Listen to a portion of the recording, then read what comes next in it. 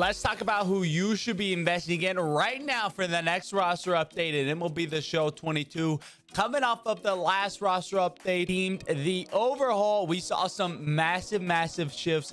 Defense, speed, pitch mix, things of that nature all updated. But if you notice, no pitcher per nines or offensive attributes were changed, which means we're going to be working with a pretty big sample size on those two fronts for this next upcoming update, which will be on the 12th. Now, I know the schedule says the 3rd.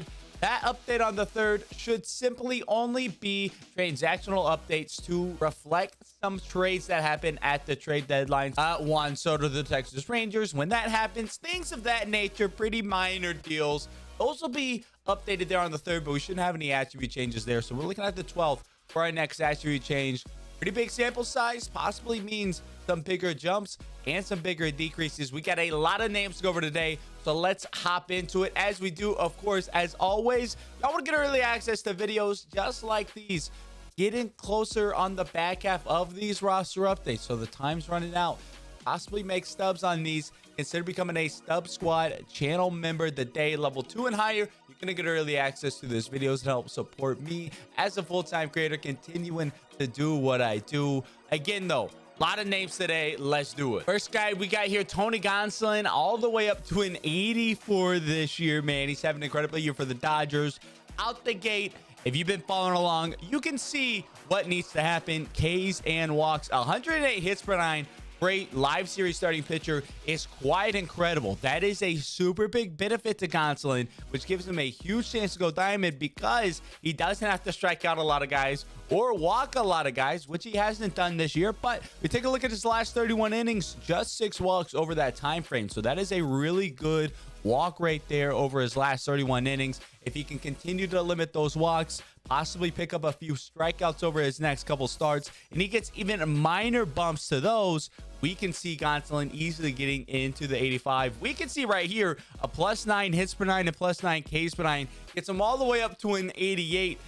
Don't expect that significant of a change, but that shows us that even just, you know, a 3 or 4 on his walks per 9, maybe a little bit on the Ks per 9 as well, can get him easily up into that 85, maybe even higher range. Gonsolin's looking like a really solid investment. Even if he did bad in the All-Star game, hey, that doesn't matter at the end of the day for the update. Looking at 1524 right now, so 24 stubs above quick sell at the current moment provides a ton of excess value here, even as like just selling off the hype here in a couple weeks when Gonsolin's more close to 3,000 subs diamond price, even as a goal. Next guy we got here, Zach Wheeler. If we would have gotten a per 9s update in this last update, I think Zach Wheeler certainly would have gone diamond. We can see right here he was just sitting 130 stubs above that quick sell value, and honestly hits per 9, Ks per 9, that's where he has the most room to grow. Even some walks per 9 as well. We look at Wheeler, 22 hits in his last 32 and 2/3 innings, so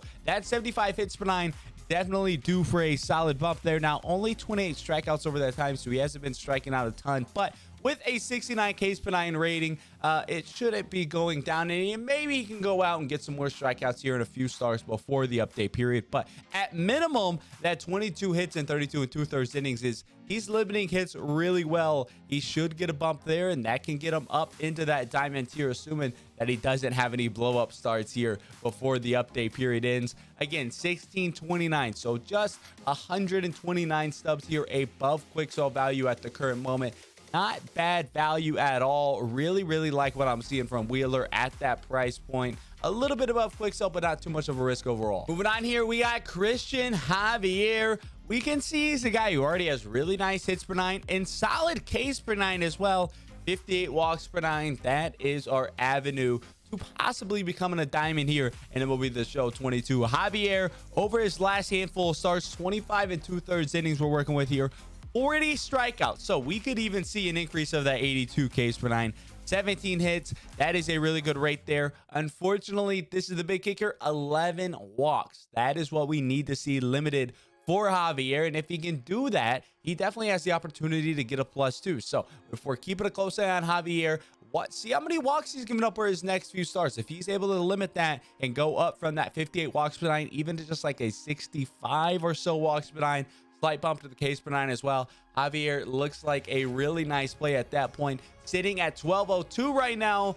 So right at quick sell value, risk-free investment here in Javier. He has been an incredible pitcher for the Astros, who just have, I feel like, a million young, talented arms to pair with Justin Verlander. Absolutely insane what they got there. Javier is one of those guys right at quick sell right now. Probably one of my favorite investments if we're able to get him at quick sell. Next up, we got a Dolis Garcia. Was flirting with Diamond for a little bit, got up to an 84, had some Diamond hype.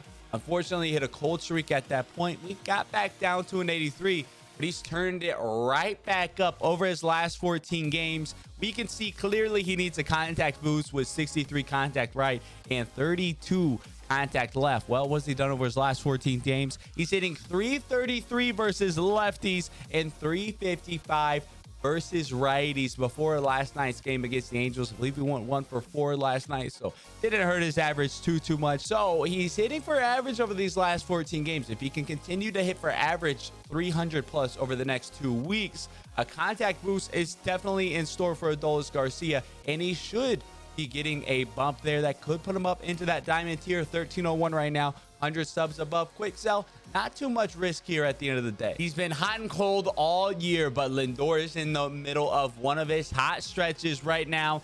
Maybe this is the hot stretch that finally pushes him up to 84, maybe even the diamond tier. 58-55 on the contact, 65-70 on the power. Really has room to grow offensively across the board, but mainly with that contact. Take a look at what he's done over the last 14 games. Lindor's batting 364 versus righties, 273 versus lefties. He's not showing a lot of power, so I don't expect that power to go up. Maybe even comes down just a hair, but that average is definitely an average that is due to get some contact versus right and left upgrades if he can keep that up for another few weeks. He has a strong 2-week period, still batting 300, 350 plus. Could be in line to move some. 1279, so another guy who's 100 subs above quick sell, but I wonder if that is a no. 1279. Yeah, we have a 3-stub margin here if you're trying to make a flip out there. 1279 is really tight orders there. 100 subs above quick sell here for Lindor, so still another guy, not a whole lot of risk. Rays reliever Jason Adam is on my radar in a massive way. Maybe one of the best value investments we got so far. We can see hits per 9 is pretty solid. Ks per 9, maybe we get a little bit of a bump there, but a 62 walks per 9, that has a ton of room to grow for a guy who's already an 82 overall. The walks per 9 could carry a guy like Jason Adam in the diamond tier. So what has he done so far in July? 9 innings pitched, just 5 hits allowed. Not bad there at all. Maybe a little bit more than we like to see for the 110 hits per 9, but not bad by any stretch of the matter. 0 walks, most importantly, and 15 strikeouts. Definitely worthy of a case for 9, walks for 9 upgrade so far. And he is sitting right at quick sell value, 900 stubs on the dot. Couldn't be any more quick sell here for Jason Adam. Been a really solid pitcher all year long, and he's showing it, maybe peaking so far here in July. If he can continue that into a really hot August, limit those walks, have a couple another clean outings, be looking at a guy starts creeping up into that 83, 84 range like we've seen a lot of relievers get to. Maybe he can be one that gets over the bump into diamond. As of right now, probably the best chance to go diamond in Stalin Marte has been insane over the last month. Obviously, he started this year as a diamond, so the track record, the precedent of him being a diamond is there, and he has been destroying the baseball over the last 30 days. He's batting 378 versus righties with a 222 ISO versus righties. For a guy with 70 contact right and 48 power right, that has a massive chance to go up in the next roster update. And he's still hitting lefties as well. 429 versus left so far over the last 30 days. Really, though, we're looking at that contact right, power right. He gets those boosts there that he deserves with how he's playing right now. My man's is easily getting into diamonds here. Maybe even a guy who creeps up into that 87, starts to push into the 88 range with just how much he's been hitting the ball and how on fire he is. He's on a tear right now. 1452 on the sell now, so a decent chunk above that 83 quick sell, but it is still under that 85 overall quick sell. And with how the live series market has been this year, especially as we get close to those roster updates, I don't see any way how Stalin Marte isn't one of those guys that creeps up into that 3,500 range the day or two before the update, which puts him at a firm sell. Even if he doesn't go diamond, you're still making that same profit. It's no secret what Juan Soto's doing right now. He is destroying destroying the ball. Maybe by the time the next attribute update comes around, he could be on a different team. But for now, he's crushing the ball in Washington still. His contact power versus right already really solid. We get a little bit of contact right bump, but we really want to pay attention to that contact left, power left. So we take a look at Juan Soto. For his last 30 games, he's batting 321 versus lefties with 1,000+ OPS. So contact left, power left, definitely see those going back up.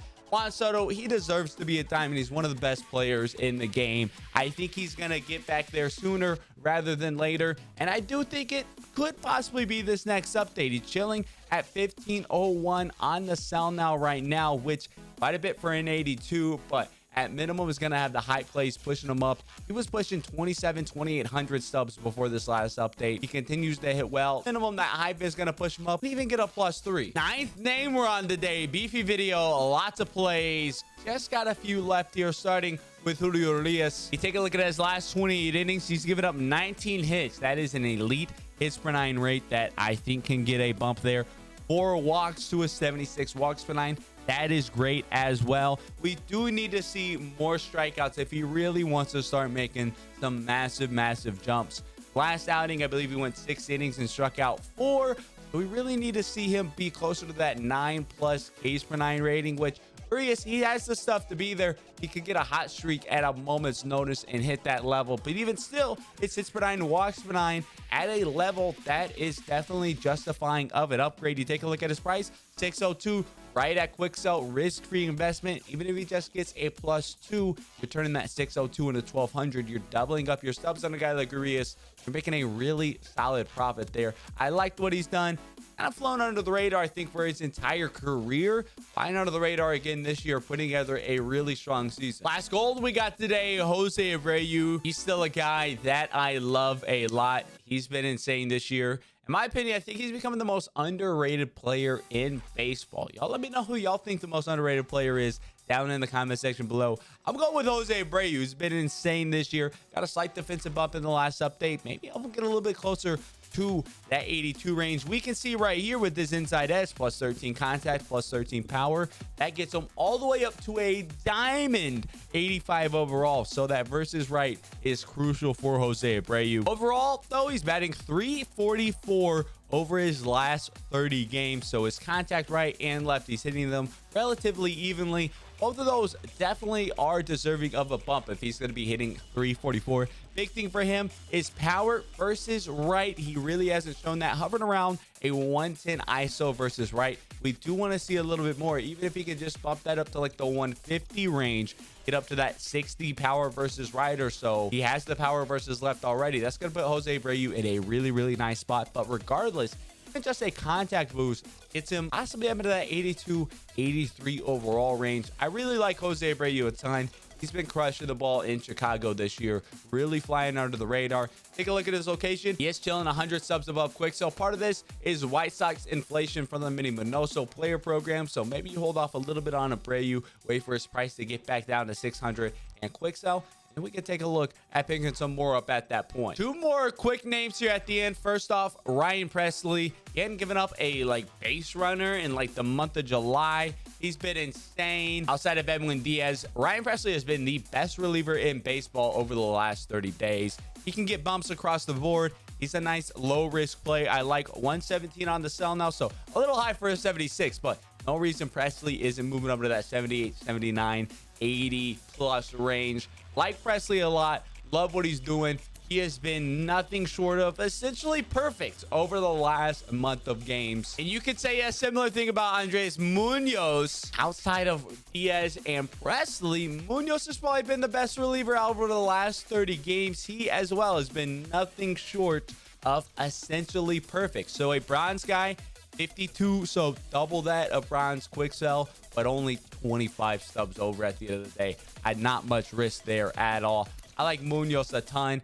Again, no per 9s updates in this last update, so Munoz missed out on getting those updates there. That's just going to factor into the next one. So hits per 9, walks per 9, even some Ks per 9. We could see all those happen for Munoz. Same with Presley. Both those 2 guys that I think are flying low under the radar right now, that could get some massive jumps. So that is what I got for today. A lot of names. 12 names we broke down in this video they think are good investments. Go out, make some investments, make some stubs. I will say this at the end, if you watched all the way through, you get a little special nugget here. Wednesday, shark mapping coming.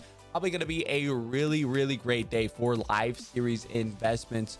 Definitely expect some market crash happening with the shark map if it floods us with packs at that point. So keep your eye out for that at that time. Could be some really solid plays there. As always, y'all let me know in the comment section below, who do y'all think is a great investment for this upcoming update? And until next time, I'll catch y'all around.